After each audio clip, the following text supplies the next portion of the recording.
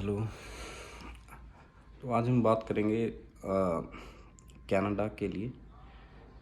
तो सबसे easiest the most easiest way to reach Canada, सबसे आसान तरीका क्या है और जेन्युइन और लीगल, वो आपको बताएंगे इस वीडियो में।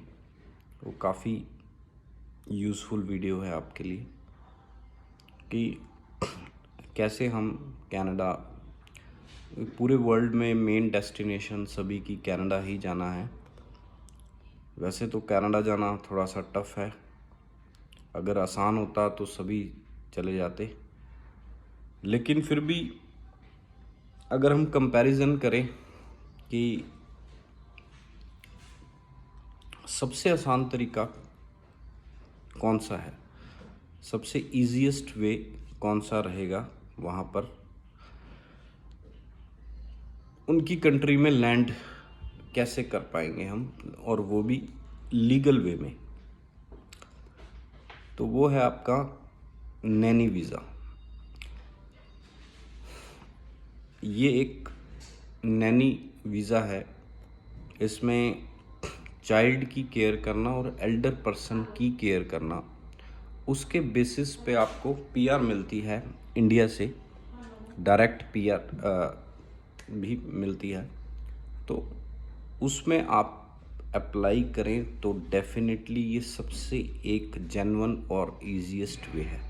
ये मैं आपको अपनी तरफ से नहीं बोल रहा, ये आप कहीं भी चेक कर सकते हैं, क्योंकि जितने भी प्रोग्राम्स हैं उसमें से इस प्रोग्राम को कैनेडियन मिनिस्टर अहमद हुसैन जी ने 18 जून 2019 को स्पेशल पायलट प्रोग्राम की कैटेगरी के अंडर ऑफिशियली जो है लॉन्च कर दिया था।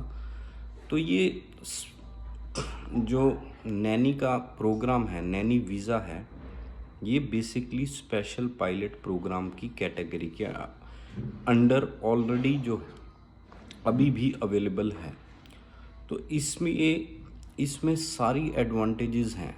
अगर आप ध्यान से इस वीडियो को सुनेंगे और कंपैरिजन करेंगे और अपना माइंड सेट करेंगे और अपना माइंड ध्यान से आपको पता चलेगा कि इसमें सारी एडवांटेजेस कैनेडियन गवर्नमेंट ने सिर्फ इसी एक प्रोग्राम में दी हैं, जो किसी भी प्रोग्राम में, किसी भी पीआर वर्क वीज़ा में नहीं है।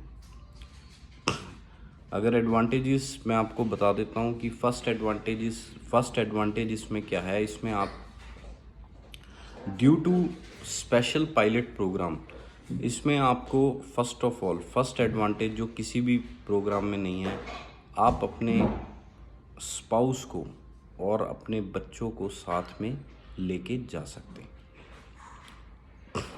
बाकी प्रोग्राम्स में क्या होता है कि पहले आप जाते हैं, फिर स्पाउस और बच्चे बाद में आते हैं, ठीक है।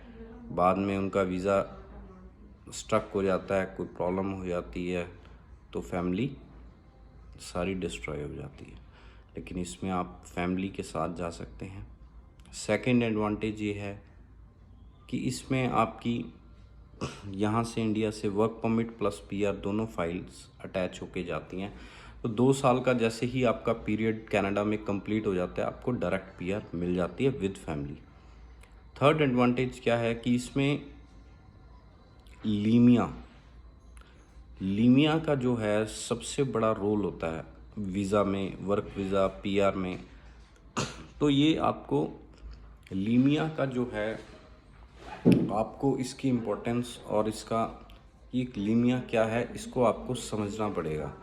अगर आप इसको समझ जाएंगे तो आपको नॉलेज गेन करेंगे, तो आपको इसका बेनिफिट पता चलेगा। आप कहीं भी, आपको बहुत ही यूज़फुल है आपके लिए, ये आपको समझना चाहिए इसको।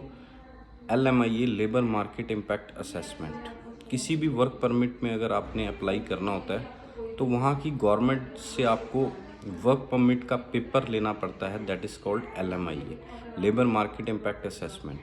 ये बहुत ही सबसे डिफ़िकल्ट टास्क होता है। अगर कोई ऐसे बोल दे आपको कभी भी कि मैं लीमिया दिलवा रहा हूँ, ठीक है जी, तो ये बहुत ही एक्सपेंसिव होता है, क्योंकि इसके लिए ये है तो एक पेपर ही वर्क परमिट का, लेकिन इसके लिए आपको पहले जो स्पॉन्सर है कनाडा में, जो आपको स्पॉन्सर करेगा, उसको 2 मंथ्स पेपर में ऐड देनी पड़ती है आपके लिए। उसके बाद $1000 गवर्नमेंट की फ़ीस है, human resource skills development Canada की फ़ीस है। उसके बाद वो स्पॉन्सर की पूरी स्क्रूटनी करते हैं, ठीक है, कि ये जेन्युइन स्पॉन्सर है या नहीं है। आफ्टर दैट जो है आपको टोटल प्रोसेसिंग टाइम जो इसका रहता है 6 मंथ्स रहता है। 6 मंथ के बाद आपको LMIA अप्रूव होती है। लेकिन चलो ये चीज़ें तो आपको बताई हैं, लेकिन आपको कोई स्पॉन्सर, फर्स्ट ऑफ ऑल आपको समझना पड़ेगा बड़ी ध्यान से कि आपको क्यों कोई स्पॉन्सर करेगा, ये बताइए। आप इंडिया में हैं, वो कनाडा में है। अब जैसे सपोज़ आपने नर्स में जाना है, आपका ऑक्यूपेशन नर्स है, तो आपको एक हॉस्पिटल स्पॉन्सर करेगा कि मेरे को अपने हॉस्पिटल में एक नर्स चाहिए, तो मैं इंडिया से बुलाना चाहती हूँ। तो वो लीमिया आपको प्रोवाइड करेंगे। तो लीमिया जो है वो काफ़ी डिफ़िकल्ट प्रोसेस होता है, लेकिन इस प्रोग्राम में, नैनी के प्रोग्राम में, कैनेडियन गवर्नमेंट ने LMIA को एग्जम्प्ट कर दिया है कुछ टाइम के लिए। इस प्रोग्राम में LMIA की रिक्वायरमेंट नहीं है। अगर आप नैनी वीज़ा में अप्लाई करते हैं तो आपको instead of लीमिया you need only job offer.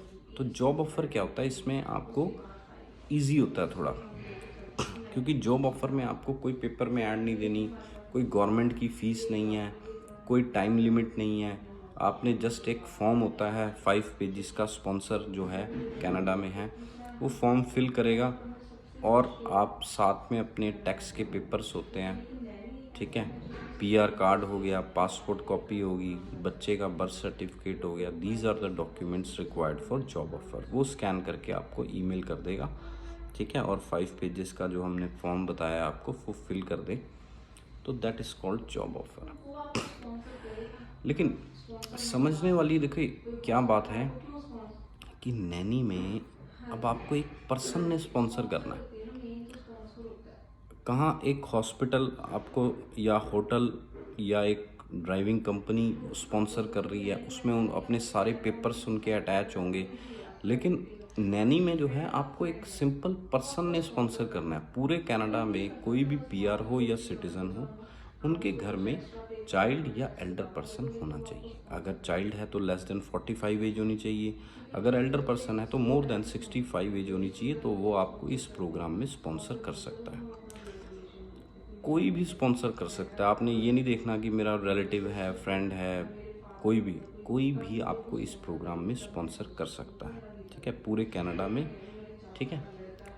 तो ये देख लीजिए कितना आसान तरीका है स्पॉन्सर। सबसे पहली बात होती है सभी को स्पॉन्सर की प्रॉब्लम आती है, तो लेकिन इसमें देखिए इतना इजी वे है ये कि आपको स्पॉन्सर कोई भी कर सकता है, और एक फॉर्म ही देना है फिल करके, ठीक है। हाँ, लेकिन हाँ, स्पॉन्सर की जैसे कुछ कंडीशंस मैंने जो बताई हैं, 5 पेजेस का फॉर्म है, PR कार्ड, पासपोर्ट की कॉपी, और उनकी $70,000 पर एनम इनकम भी होनी चाहिए 1 साल की। वो हस्बैंड और वाइफ दोनों को मिला के होनी चाहिए $70,000 पर एनम, तो वो आपको स्पॉन्सर कर सकते हैं। तो इसकी रिक्वायरमेंट भी देखिए बड़ी इजी है। +2 आपकी क्वालिफ़िकेशन होनी चाहिए, आइलेट्स में आपके 5 बैंड होने चाहिए, GT में, जनरल ट्रेनिंग में 1 साल का आपका एक्सपीरियंस, जैसे प्लेवे स्कूल, क्रैच या हॉस्पिटल से हो, एक नैनी का कोर्स की सर्टिफिकेशन हो, ठीक है। तो इसके बेसिस पे आपकी फ़ाइल जो है, और एक स्पॉन्सर की रिक्वायरमेंट रहती है, ठीक है। तो ये रिक्वायरमेंट्स अगर आप फुलफ़िल करते हैं तो आपको जो है नैनी वीज़ा के लिए आप एलिजिबल हैं अप्लाई करने के लिए। तो बेसिकली अगर आप ध्यान से इसको समझेंगे, ठीक है, तो आपको पता चलेगा कि वाकई में ही ये सबसे ईजीएस्ट वे है बाहर जाने का। बाकी इस वीडियो में मैं इतना ही आपको इन्फॉर्मेशन प्रोवाइड कर सकता हूँ। नेक्स्ट वीडियो में और डिटेल में आपको हम कंफर्म कर देंगे कि ये और भी अगर आपके क्वेश्चंस होंगे तो वो हम आपको डेफिनेटली प्रोवाइड करेंगे। Thank you.